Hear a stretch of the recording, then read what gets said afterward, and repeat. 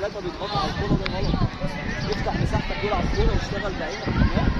خلاص يلا بتوفيق رجاله. تغطيه خاصه لقناه صدى الملاعب لدوري ابطال مصر، والنهارده هنا في يوم جديد من ملعب السلام اول، ومعانا نجوم مختلفين عن العاده وهم نجوم فريق فيوتشر اكاديمي. تتعرف بيك؟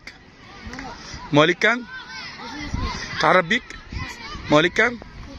كنا عايزين نعرف توجهات الكابتن ليكم ما قبل المباراه، بيقول لك ايه؟ بيقول ان احنا رجاله وننزل الملعب ما نخافش من الكوره ونستلم وما تلعبش ما تجيلكش شايف النهارده توجهات ليك بشكل خاص ما بين الشوطين، المدرب كان بيقول لك ايه؟ يمكن انت حرصت اكتر من كره في العارضه، كان بيوجهك بيقول لك ايه؟ ركز. شايف النهارده دوري ابطال مصر احتكاك كويس استفدت من خلاله؟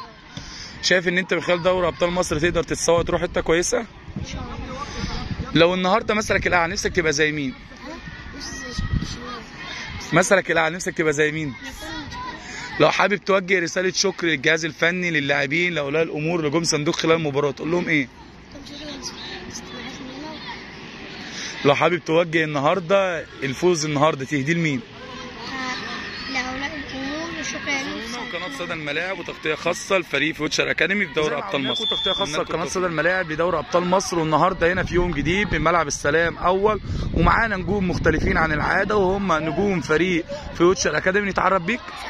مواليد كام؟ نتعرف بيك؟ مواليد كام؟ كنا عايزين نعرف توجهات الكابتن لكم ما قبل المباراه، كان بيحضركم بيقول لكم ايه؟ شايف النهارده دوري ابطال مصر احتكاك كويس ليكم، يمكن انت النهارده خامس مباراه او ثالث مباراه على التوالي، يمكن المستوى اتحسن. شايف دوري ابطال مصر احتكاك كويس ليكم استفدت من خلاله؟ شايف النهارده يمكن في توجهات بشكل خاص ما بين الشوطين ليك، كان المدرب بيقول لك ايه؟ بيقول لي العبوا رجاله ولما تيجي الكوره هتجيلكوا واستلمها. شايف ان انت النهارده يمكن اكتر من كره ثابته كنت واقف عليها وبتعملها وجبت كره في العارضه، شايف ان انت مثلك الاعلى نفسك تبقى زي مين؟ لو حابب توجه رساله شكر النهارده للجهاز الفني للاعبين لاولياء الامور اللي جم صندوقوا خلال المباراه تقول لهم ايه؟ شكرا لاولياء الامور والكابتن اللي ساعدنا. لو حابب توجه رساله شكر للجهاز الفني للاعبين لاولياء الامور وتهدي فوز النهارده تهديه لمين؟ للفرقه نتمنى لكم التوفيق. فريق فيوتشر اكاديمي وانتظرونا وتغطيه خاصه قناه صدى الملاعب وتغطيه خاصه لقناه صدى الملاعب لدوري ابطال مصر، والنهارده في يوم جديد من ملعب السلام اول، ومعانا نجوم مختلفين عن العاده وهم اولياء امور فريق فيوتشر اكاديمي. نتعرف بيك؟ والد اللاعب نتعرف حضرتك؟ والد اللاعب.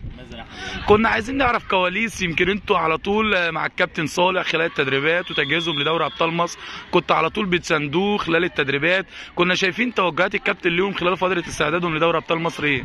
كابتن كويس محترم وبيحاول ان هو يزقهم لقدام، بيحاول يوريهم غلطاتهم فين وعيوبهم فين ومميزاتهم فين ويلعبوا عليها. شايف النهارده يمكن انت كولي امر بس كاحساسك ان انت كمدرب، يمكن انت من على الخط كنت بتوجه اللعيبه وشايفك ان انت منفعل جدا، بيبقى احساسك ازاي كولي امر ومشاهد ابنك للمباراه؟ بتبقى عايز تقول له ايه وهو في الملعب؟ يعني حاجه بتشرفني ان انا اشوف ابني بيلعب كويس، والحمد لله يعني الكابتن صالح بيمرنهم كويس وبيقول لهم على السلبيات بشكل كتير، يعني احسن اكتر من الايجابيات، يعني دايما بيقول لهم على السلبيات اللي هم فيها عشان يحاولوا يعدلوا منها.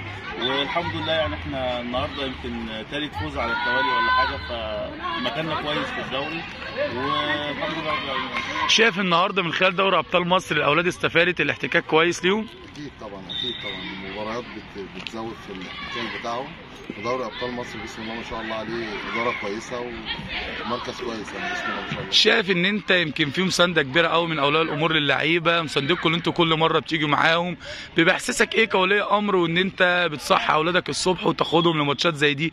بتبقى نفسك ابنك يبقى مثله الاعلى تبقى زي مين؟